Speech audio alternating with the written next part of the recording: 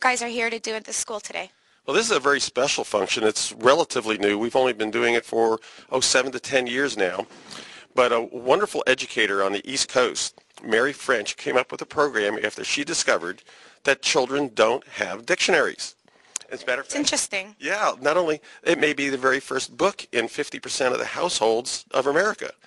So we came up with the dictionary with her, and the dictionary is more than just words. Mm-hmm. It contains the entire curriculum that students in the 3rd and 4th and 5th grade are going to be studying. So it's really an encyclopedia of fun things. And what we're here to do today, like we do with the other 3rd grade in all the schools throughout Camarillo or the Pleasant Valley School District, and also Thousand Oaks and Simi, is we're going to present each child with his or her own dictionary personalized with their label in front that says, "This book belongs to." Let me see it. This is great. So each child today is going to get a little gift from the Elks. And it's amazing because many times when we see their parents out in the mall, the parents will come over and say, "My son said, you're Mr. G, you're the dictionary guy." And they'll say, "You know what, my kid has it, and it's around the house, even the parents use it." That's great. This is wonderful. So boys and girls, welcome Mr. Goldner here from the Elks Club. Give him a big round of applause.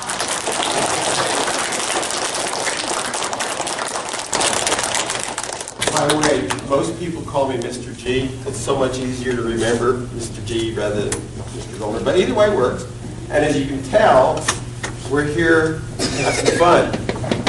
Because fun and learning kind of go hand in hand.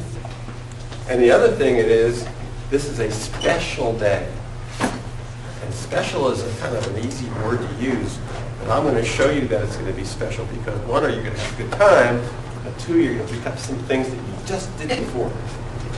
Now, the organization that I represent is called the Elks. But an elk makes a sound almost like a dolphin, this great big animal. And it goes, "Can you believe that big animal?" So that's what you have to do. So every time you hear one of the sounds, you have to look around. It's not a fish, it's really an elk. Let me give you the sound one more time so that you understand the sound that an elk makes.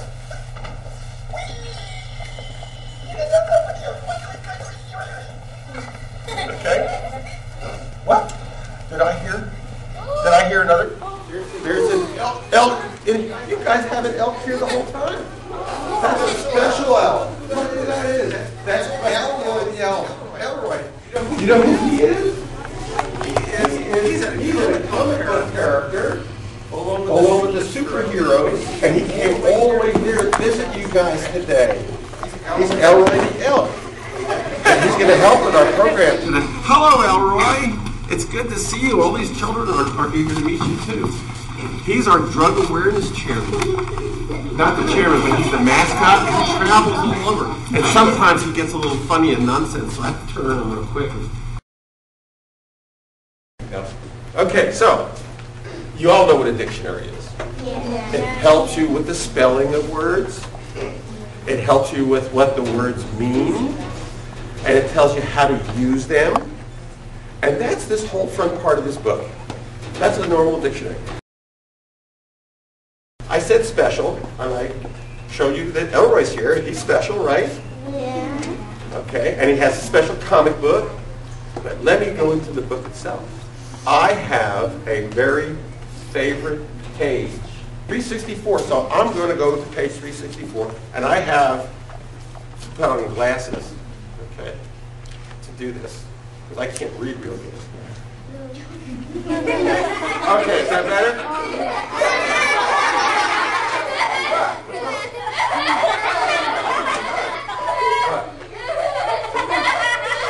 Oh, I put on the wrong glasses. Thank you, Elroy. I don't know what I'd do without you, Elroy. Okay, I'm on page 364, as I promised. And it says, these are words for large numbers. Now, you know, if you put 2 zeros after a number, that number is going to be in the hundreds, right? And if you had 3 zeros afterward, it would be in the thousands. But what happens if you put 33 zeros after a number. You know what that's called? 33,000. Nonillion. I didn't know that. Or if you put 30 zeros, it's a septillion. But what happens if you took 100 zeros? Google. Who said Google? Right. If you take a number and put 100 zeros after it, it's called a Google. Do you know how to spell Google?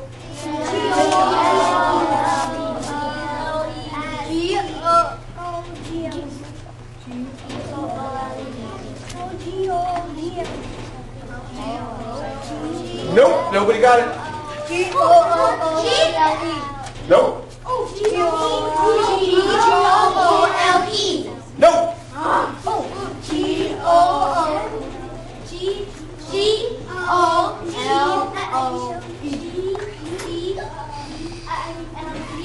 Nope.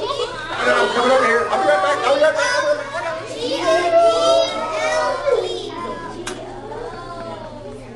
No! I don't think we have a winner today.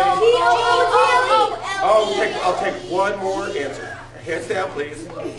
That lovely lady with that, yes, with the blue top. Nope. It's Googol. Google, yeah. I got the same comic book. Woo! That's okay. Nobody gets it. Now, here, and I'm going to have to flip through. I can either, because I have bookmarks in it. It has, I'm going to another page. Do you have multiplication tables where you can go? Yes. That's in the book right there. Page 367. They're your multiplication tables. And you haven't gotten to Roman numerals yet. I think you get into Roman numerals in fourth grade. Fourth grade? Because I have really a great question. And you know, it's a stump the question. Roman numerals are made up of like an X, it's 10, and a V is 5, and an I Is 10. is 1. But most people don't know, if you took a Roman numeral and put a line above the Roman numeral, it multiplies that regular number 20. by 1,000. So a V with a line over it is 5,000. A 10 with a line over it is 10,000. And well, you're going to get into it next year, but that's going to be a lot of fun. I can just see it's going to probably be on your test too. But you got it. Where do you find it? Right here in the dictionary. Now, you know, our flags have changed ever since our original flag had stars in a circle and stripes for the colonies. All the flags of the United States have changed as we continue to add states. There's a story about our American flag in here and all the other flags. How about all the countries in the world? There's a story about every single country and all the continents, and maps of them are in the book. The planets are covered here, and a story about each one of the planets. And then I like things because it's fun to play with. You know what? When people can see but they can't hear real good, there's a special language. It's called signing, so that you can actually spell out letters. And so it'll help us to better understand people who perhaps can't hear real well. But we've actually had a little fun with that, either with them or ourselves, being able to talk to each other and learning sign language, how to spell things out. Would you believe that's here in the book too? And then, you know, there are people who can't see very well, they can hear, but you ever see these signs and there's little dots on them, and you put your hand on them? That's called Braille, and all those characters, the alphabet, is there too. And then the last page of the book, the very last page, has the world's longest word and number. Do you have a guess back there? Oh, you're cheating. You have a book. Oh. The correct number is 1,909. And you win. Would you like a comic book or a ball?